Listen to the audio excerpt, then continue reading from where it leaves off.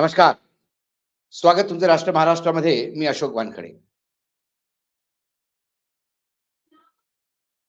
आज दत्ता दळवी माजी महापौर याला भांडूप पोलिसांनी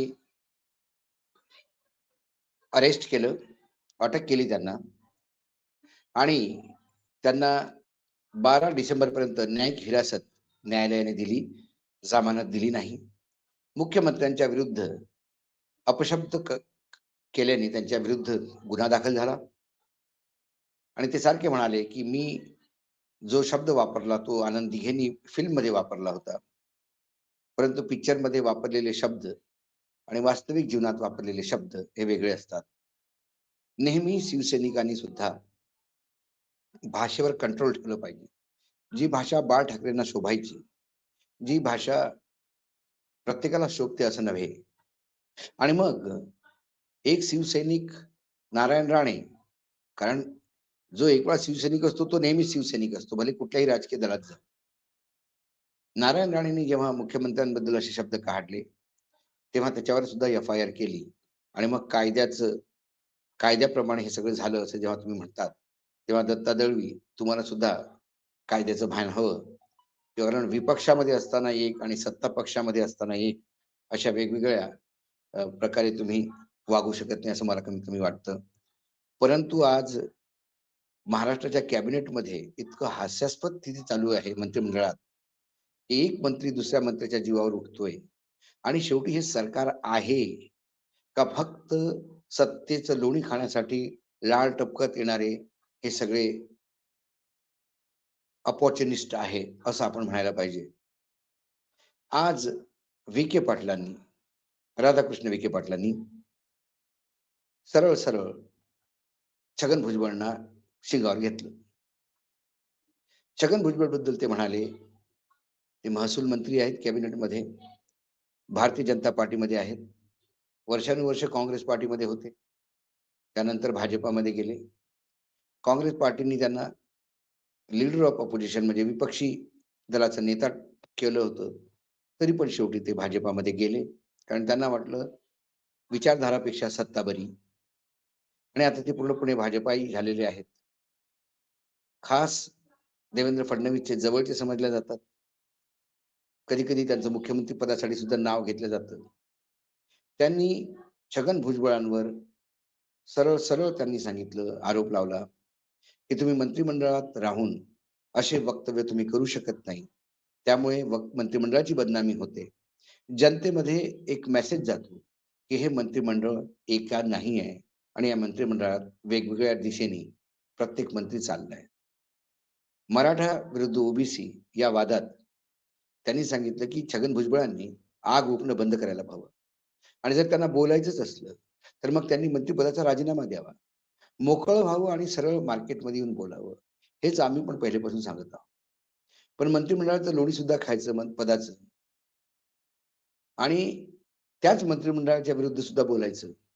कारण जर कॅबिनेटने हा डिसिजन घेतलेला आहे की मराठ्यांना आरक्षण देऊ आणि ते टिकेल असं आरक्षण देऊ, ओबीसीच्या आरक्षणाला कुठलाही धक्का लागणार नाही, हे जेव्हा मंत्रिमंडळाने ठरवलं, मग त्याच मंत्रिमंडळातला एक सदस्य, मुख्य सदस्य असा का बोलतोय? त्यामुळे भाजपा विरुद्ध अजित पवार गुट हे एक नवीन कलगीतुरा रंगताना महाराष्ट्राच्या राजकारणात दिसतो. मुख्यमंत्री उपमुख्यमंत्री तीच सारखी रट लावतात की अरे बाबा ओबीसीच्या आरक्षणाला कुठे धक्का लागू देणार नाही, मराठ्यांना रिझर्वेशन देऊ. पण जर मराठ्यांना कुणबी सर्टिफिकेट दिलं तर मग ओबीसी मध्ये डायल्युशन होतं, हे तेवढीच गोष्ट खरी.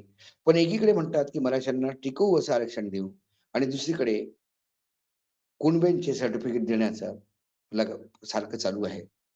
पण एक गोष्ट ती पण तेवढीच महत्वाची आहे, जर खरोखरच कोणाचं नाव कोणी कुणबीत असेल तर मग त्याला ते सर्टिफिकेट का देऊ नये, तो त्याचा अधिकार आहे.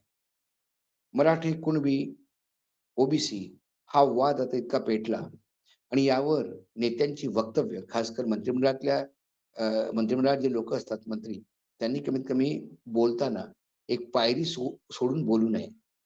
कारण ते विरोधी पक्षात नसतात, ते जे बोलतात ते सत्ता पक्षाचा चेहरा दिसतो. त्यामुळे सत्ता गुंडगिरी करते, पण कमीत कमी दिसायला तरी नको लोकांमध्ये.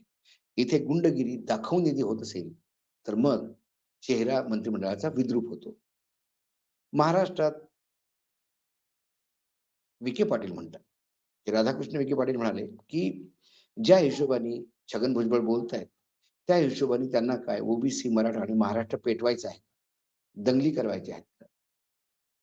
आणि तर त्यांना हे करायचंच असतं, तर त्यांनी मंत्रिमंडळातनं राजीनामा द्यावा. कमीत कमी मंत्रिमंडळाला तरी वेठीस धरू नये.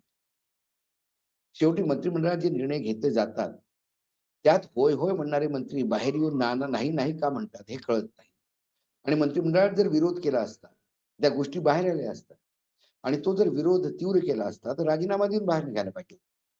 मंत्रिमंडळात फक्त हमरी-तुमरी होते आणि त्यानंतर मुख्यमंत्री किंवा उपमुख्यमंत्री देवेंद्र फडणवीसजी हे बीज बचाव करतात आणि मग हे सगळं शांत होते.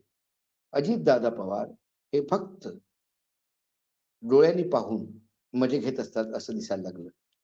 अजित पवारांना सोबत घेऊन या सरकारनी चुकीचा निर्णय घेतला, या खरोखरच चांगला निर्णय घेतला. या बाबतीत अजूनही बीजेपी, शिवसेना कन्फ्युज्ड आहे. म्हणजे एकनाथ शिंदेची शिवसेना कन्फ्युज्ड आहे. जेव्हा जनता जनार्दन किंवा मतदाता किंवा कार्यकर्ता याच्या नेत्यांना विचारतात, की तुम्हाला अजित पवार कशासाठी लागले? तेव्हा कुणाकडेही बोलण्याचं काहीही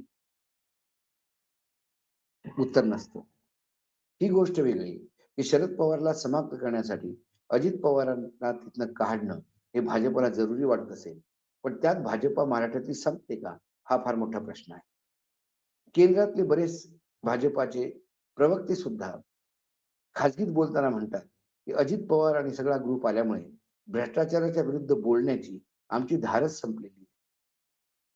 त्यामुळे आता भ्रष्टाचाराचा विषय काढला, की लोकं अजित पवारांचा चेहरा समोर धरतात आणि मग आम्ही निरुत्तर होतो. केंद्रातल्या नेत्यांनी बीजेपीच्या मात्र लोकसभेची निवडणूक 2024 ची समोर ठेवून आणि महाराष्ट्रातल्या 48 सीटा समोर ठेवून जर त्यांनी ही खेळी खेळली असेल, तर त्यांनी महाराष्ट्राचं राजकारण किती गढूळ झालं याच्याकडे कधी लक्ष दिलं का? या महाराष्ट्राच्या राजकारणात त्यांचं काही घेणं-देणं नाही. त्यांना फक्त लोकसभेच्या सीट्सवरच त्यांचा डोळा आहे, असं मानायचं का? आणि असं जर असेल, तर मग केंद्रीय नेतृत्वासमोर महाराष्ट्राची भाजपा कुठे खुजी पडते, जे आपल्या प्रदेशाचं नुकसान होते, आपल्या राजकारणाचं नुकसान होते, पार्टीचं नुकसान होतंय. हे सगळं होत असताना मात्र त्यांच्या समोर त्यांचे आदेश घेऊन कामं करतात. काय काँग्रेससारखी स्थिती भाजपाची सुद्धा सध्या झालेली आहे का? हा फार मोठा प्रश्न आहे आणि याची उत्तरं फक्त भाजपाचे नेता देऊ शकतात. मुख्यमंत्री असो, उपमुख्यमंत्री असो, कोणीही केंद्रीय नेतृत्वासमोर कोणी बोलत नाही. आणि त्यामुळेच महाराष्ट्राचं नुकसान होतंय. महाराष्ट्राच्या जनतेचं नुकसान होतंय. कारण शेवटी प्रत्येक राजकीय दलाचं एकच मुख्य ध्येय दिसायला दिसतं आणि ते म्हणजे फक्त सत्तेत येणे. सत्तेत कशासाठी यायचं? तर सत्ता भोगायसाठी यायचं, की महाराष्ट्राचं भलं करायसाठी यायचं. बोललं जरूर जातं, की अंतिम व्यक्तीचं भलं करणार आहे. बोललं जरूर जातं, की महात्मा फुले, ज्योतिबा ब ब महा मतलब आंबेडकर, शाहू, फुले यांची नावं घेतली जातात. ही फक्त नावं निवडणुकीपुरतीच असतात का? त्यांच्या विचारांची कुठेही क्रियान्वयन किंवा त्यांच्या विचारांची इम्प्लिमेंटेशन होताना महाराष्ट्रात दिसत नाही. आपलं सरकार आपल्या दारात ही मोहीम चालवण्याच्या अगोदर आपलं सरकार आपल्याच द्वारी आहे की नाही हे थोडं सरकारनी, मुख्यमंत्र्यांनी एक वेळा चाचपून पाहिलेलं पाहिजे. सगळे मंत्री एकत्र आहेत का? की हे 3 चाकी सरकार प्रत्येक चाक वेगवेगळ्या डायरेक्शनमध्ये गेलं, तर महाराष्ट्राचं काय होईल? याचा विचार केला तर अंगावर काटा येतो. तेव्हा विखे पाटलांचं म्हणणं एका ठिकाणी तर बरं वाटतं. आम्ही राष्ट्र महाराष्ट्रावर ओबीसी नेत्यांनी जो स्टँड घेतला, त्याचा विरोध करत नाही. ते बरोबर आहे. जेवढे कुणबी वाढतील, तेवढं त्यांचा शेअर होल्डिंग वाढेल. त्यांच्यात पुन्हा शेअर होल्डर्स येतील आणि मग तिथे त्यांना बाकी जगात त्यांचे चान्सेस कमी होतील. त्यामुळे मराठ्यांना वेगळं आरक्षण द्या, हे जे म्हणतात ते सर्वच ठीक आहे. पण जी भाषा वापरली जाते आणि जे मंत्रिमंडळात राहून मंत्र्यांनी जे करायचं असतं ते रस्त्यावर का करतायत आणि हे मंत्रिमंडळात का चूप राहतात? हा फार मोठा प्रश्न आहे. म्हणजे शेवटी फक्त वोट बँक समजून तुम्ही जनतेला मूर्ख बनवता का? हा फार मोठा एक प्रश्न आज जनतेसमोर आहे. आज एवढंच. उद्या येतो पुन्हा काही विषयासोबत. तोपर्यंत नमस्कार. पाहत रहा राष्ट्र महाराष्ट्र.